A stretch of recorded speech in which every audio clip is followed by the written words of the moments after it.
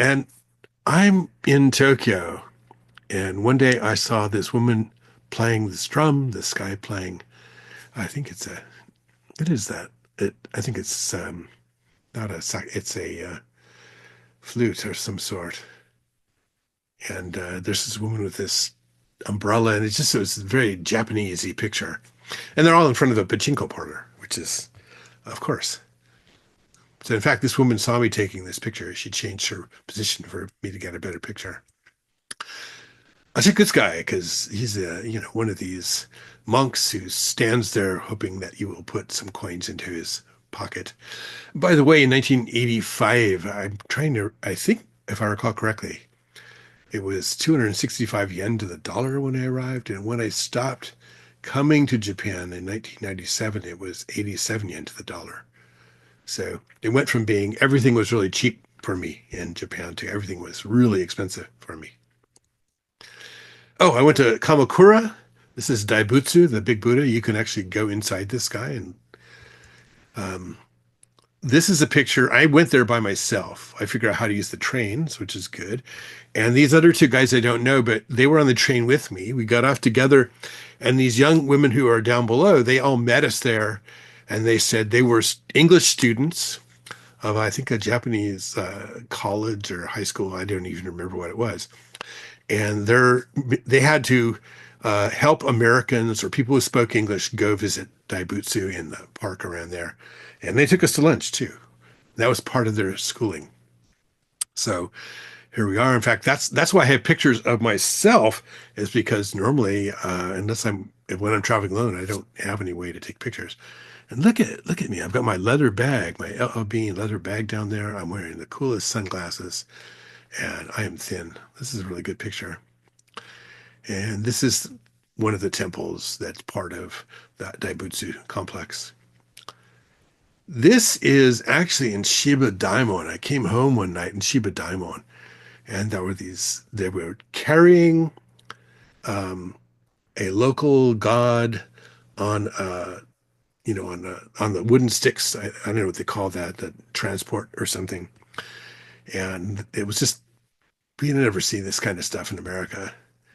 I think another day I was walking through a temple somewhere, and they were taking wedding pictures of this woman and her husband to be.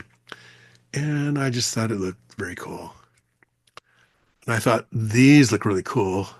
It's like I wanted to get the suit of armor on the left, but I don't think it would fit in my suitcase, or my wife probably would think that's not what you need. Okay, here I am. I'm in Ginza. I do not know who took this picture. It was probably my translator took this picture, because often when I was in Tokyo a lot, they would often give me a translator who would take me, make sure I got fed and all that kind of stuff. It's another picture of Tokyo Tower. I mean, you can't get enough of those. And I think this is really funny because if you look at um, the Eiffel Tower has nothing underneath it, and this is a building that's built underneath it. So they built the Eiffel Tower, the Tokyo Tower, over a building, or that building got built after Tokyo Tower. I don't know what the history is. I will look it up and figure it out. Okay. I believe this is the insides of the Jinja at Shiba Koen. This is um, these are this is like a cemetery, and people in the cemetery put these little idols out, and they put little hats on them and dress them up and put plastic flowers out there in little cups. I don't really know the history of it, but I just thought it was very cool. Now these are all old pictures, prints that I had lying around in a box since 1985 through 97. And I scanned them and I ran them through Topaz Photo AI to make them look better. And they look not too bad. But okay, if you want to say, where do the cool people go in Japan? At the time I was there, it was Harajuku. And so in Harajuku, what you'd see is these bands playing rockabilly and dressing up in punk fashion, which is kind of funny, actually. And so the day I went there, it was very cool. And, this guy's scary pancake makeup on the side. And, I just took random pictures. Also, you would see they'd be playing rockabilly music, and you'd see these guys who were dancing in rockabilly style in the streets with like really, teased up hair. I mean, this is kind of like, whoa, what is this?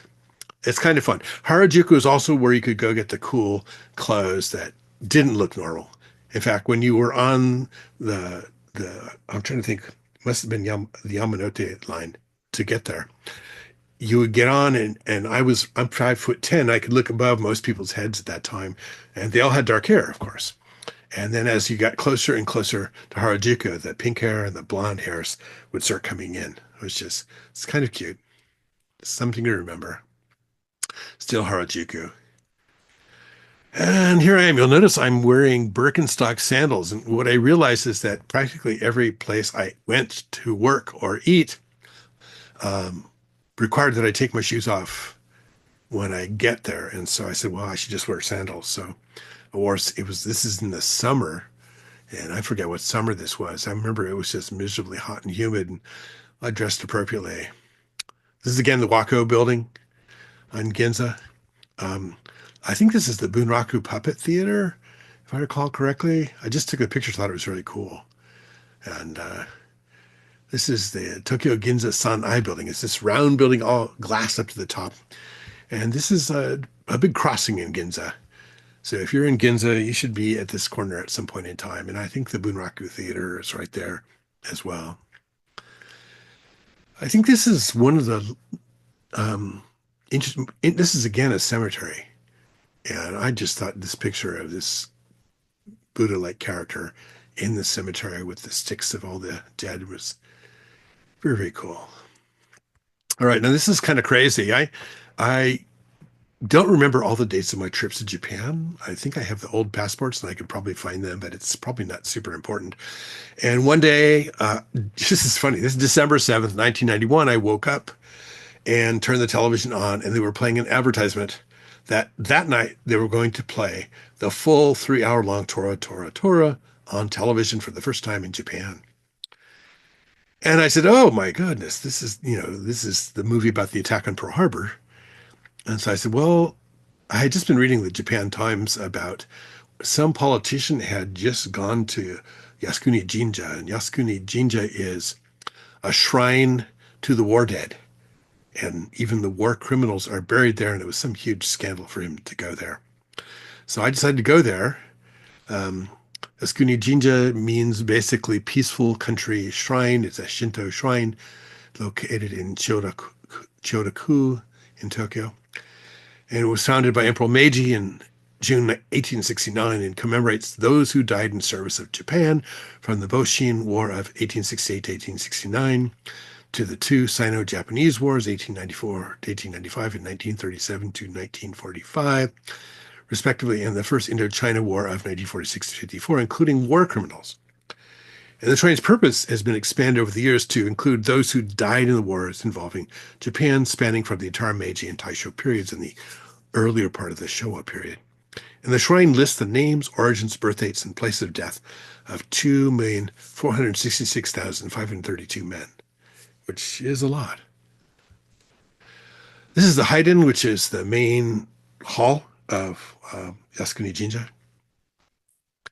And what you can see is this is a ship that was sunk during the war.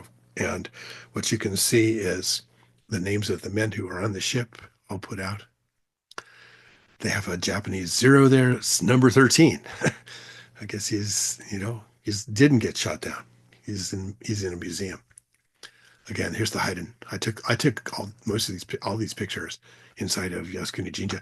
There's a war museum there, and this is one of their tanks.